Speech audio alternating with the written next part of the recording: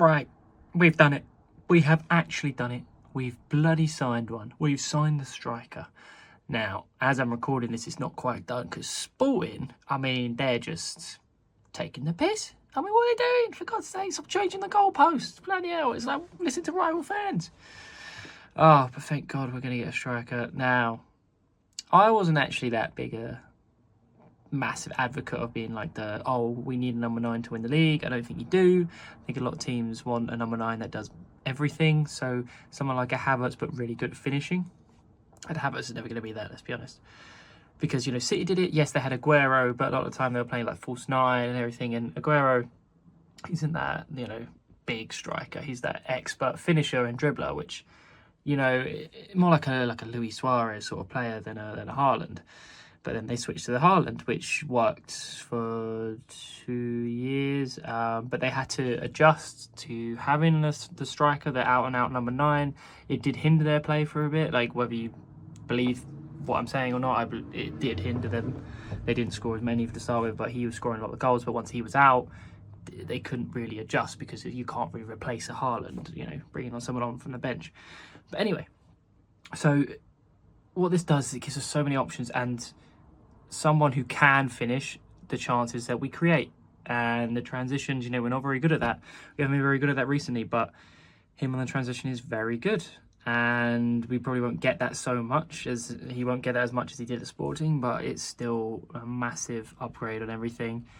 And hopefully he can learn the Havertz game in terms of the hold up, as well as, you know, link up play and everything, rather than Havertz trying to become the clinical striker, which he's just never going to be.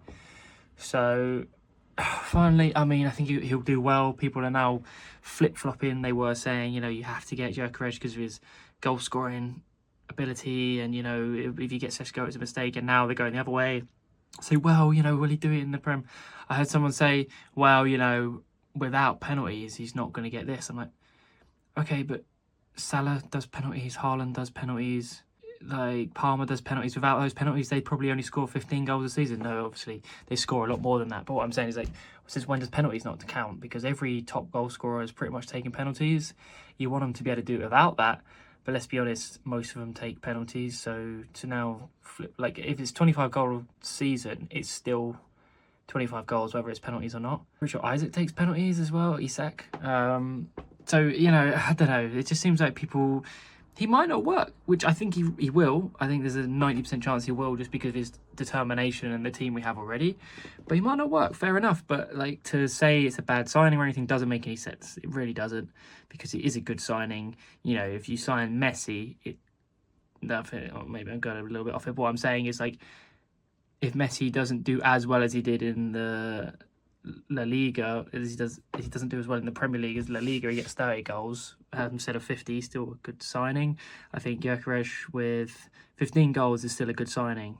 That's where I'm going with this. He's nowhere near Messi level. Okay, I kind of went off on a tangent here, and now people are going to be like, well, you know, when he said it's like Messi, I turned off. I'm like, no, I don't mean that. I mean as in the player he is, I don't think he can fail because of how determined he is, you know. And we will make chances for him. So you put anyone in there, he'll do well. Like Havertz gets like double digits every season.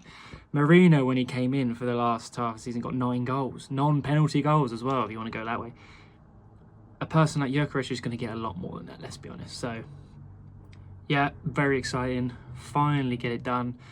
As of this video, again, it isn't officially done, but it will be done. I mean, a lot of people say, no, I don't want to ever deal with Sporting again because they are being ridiculous. Like, it's just not how to do business. I get it with you want to get as much money as possible and everything, but it seems unprofessional in business if you go by your word and then you keep changing it and stuff, which is what I don't know the full reports, but that's what it seems like it is. It's like verbal agreement, and then they're like, no, I actually want to change it. No one's going to want to deal with you. Yes, you can have some good players and then they'll still try and buy from you, but no one's going to want to, and it does hurt you in the long run, I think. But maybe not. Maybe I've just been an idiot and don't actually have a clue about this sort of stuff, and it won't hurt them. But I think people just don't want to deal with Sporting, and there's no reason for it. Like, you know, it seems like they had a gentleman's agreement with Gyokeres at the start of last season, or, you know, the previous seasons, that if someone comes in for this amount, they'll let them go. They didn't do that. So, and then they're demanding more money than it should be, and then, you know, they agree a price, and then they actually change it.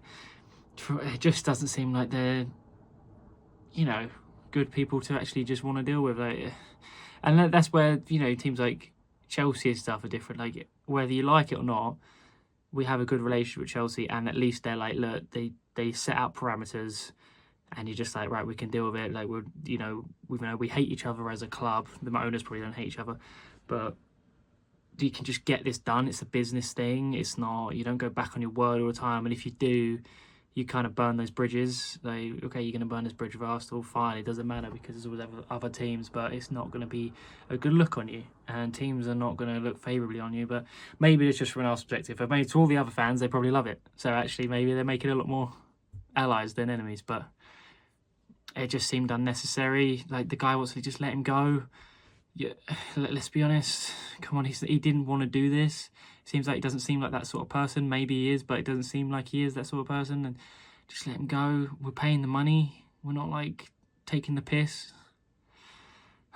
Anyway, don't know why. It just seemed like a negative video in the end.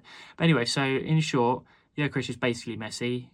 He's going to score 100 goals in the Prem, and we're going to win the World Cup. So yeah, that's basically what's going to happen. All right, I'll see you in the next video.